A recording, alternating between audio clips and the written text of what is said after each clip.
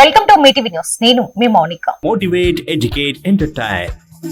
అమ్రాబాద్ మండలం మననూర్ గ్రామంలో ఈ రోజు గద్దర్ విగ్రహావిష్కరణ సభను విజయవంతం చేయాలని బల్మూర్ మండల అంబేద్కర్ యోజన సంఘ నాయకులు గోరెటి అశోక్ కోరారు. ఈ సభకు ముఖ్య అతిథిగా ఎమ్మెల్యే డాక్టర్ చిక్కుడు వంశీకృష్ణ, ప్రధాన వ్యక్తులుగా కంచా ఇలయ్య, ఏపూరి సోమన్న, గద్దర్ కూతురు వెన్నెల రానున్నారు. ప్రజా సంఘాల నాయకులు, యువజన సంఘాల నాయకులు పెద్ద ఎత్తున హాజరు కావాలని కోరారు.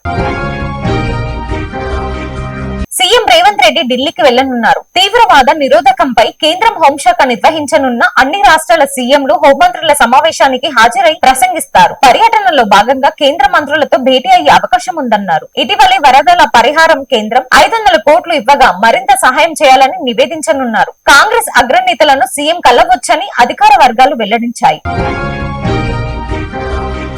ఆన్లైన్ బెట్టింగ్ వల్ల కుటుంబంలో విషాదం నింపుకుంది. తెలంగాణలోని నిజామాబాద్ వడ్లెపల్లిలో హరీష్ అనే వ్యక్తి బెట్టింగ్ యాప్ వల్ల 50 లక్షలకు పైగా కోల్పోయాడు. పేరెంట్స్ పొలం అమ్మిన అప్పు తీర్చకపోవడంతో ముగ్గురు చనిపోయారు. పేరెంట్స్ చనిపోగా సోదరులు చికిత్స పొందుతున్నారు. సీఎం చంద్రబాబు తిరుమలలో 2వ రోజు పర్యటించనున్నారు. అత్యాధునిక వకులమాత సెంట్రలైజ్ కిచెన్ ప్రారంభించారు. అనంతరం పద్మావతి అతిథి గృహంలో టీటీడీ అధికారులతో సమీక్ష నిర్వహించారు. తిరుమల పవిత్రత, నమ్మకం కాపాడేలా పనిచేయాలని సూచించారు. కొండపై గోవింద నామస్మరణం తప్ప మరో మాట వినిపించకూడదన్నారు. తిరుమలలో వీబీఐ సంస్కృతి తగ్గాలని, సామాన్యులకు ప్రాధాన్యత పెరగాలని ఆదేశించారు. Thanks for watching. చూస్తూనే ఉండండి మీటీవీ న్యూస్.